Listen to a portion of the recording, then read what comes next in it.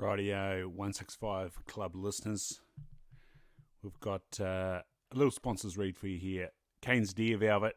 You can get your hands on a 3-pack of Velvet for your dad this Father's Day.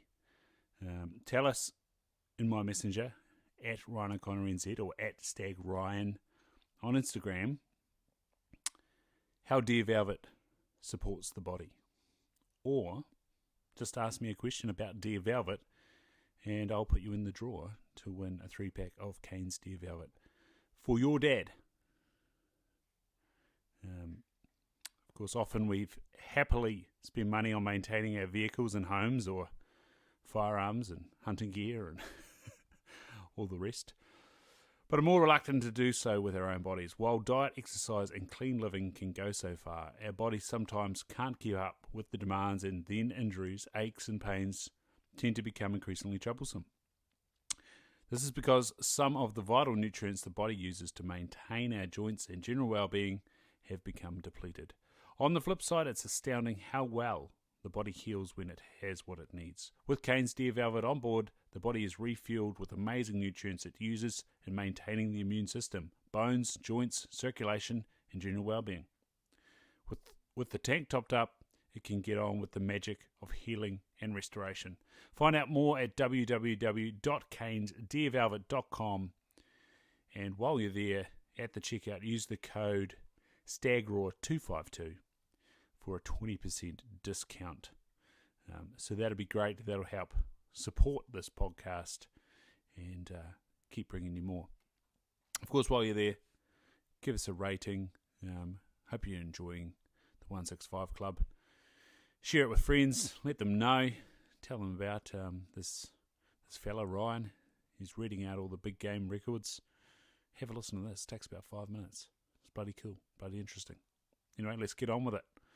The next episode of the 165 Club, New Zealand Whitetail Records.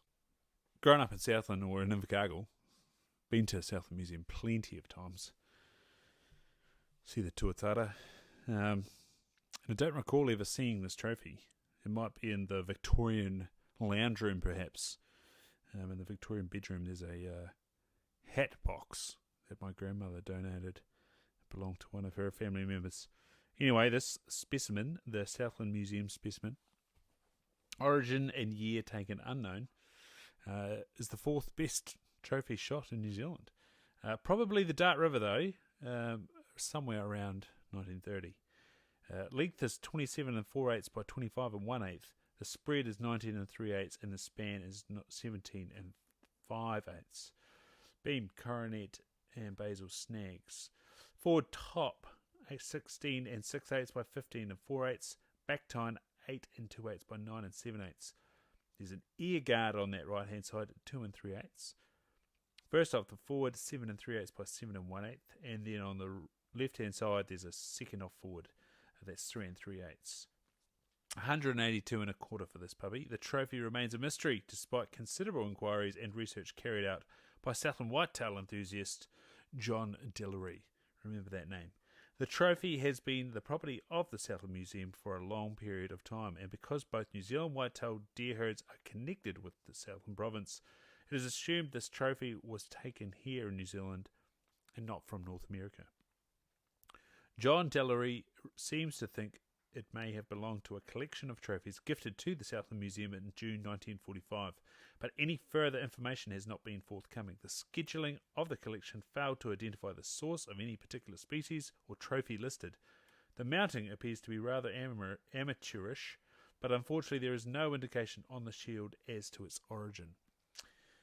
I was looking at a red stag there in the Hilton in Taupō the other day, and again, no little story or location there. So if you are going to all of that effort to get one of New Zealand's legendary taxidermists out there to do a full shoulder mount, even if you're doing a Euro mount, it'd be cool if you chucked the old badge on it, because us history buffs out here would be keen to know just a little bit of the story. Gosh, you don't have to tell us spot X, just the general area, the year it was, that'd be good.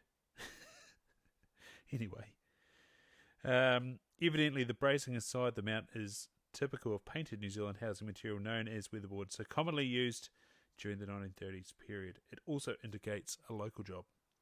It seems that Gibson, the donor of the collection gifted to the museum and comprising 10 trophies, spent a considerable part of his hunting activity in the region of the Dart Valley. So it is more than probable that this trophy originated from the Lake Wakatipu herd and was taken during the 1930s. So if you do know any more information, I think it's been exhausted anyway, but if you do, hit up John or send us a message. And yeah. Right. Peter J. Rapley from Eastern Bay on the Neck, Stewart Island, 1974, coming up next, a 5x4. So make sure you're tuning in. Remember to give us a rating or a review on whatever platform you're on. If you're on YouTube, give it the thumbs up or the thumbs down, doesn't matter. Leave a comment, good or bad, doesn't matter. And yeah, we'll get you on the next one of the 165 Club.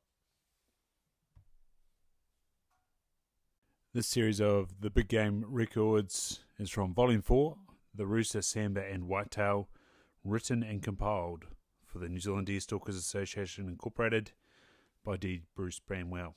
It was published by the Halcyon Press, a division of Halcyon Publishing Limited. Copyright D.Bruce Banwell 2006, first published 2006, all rights reserved.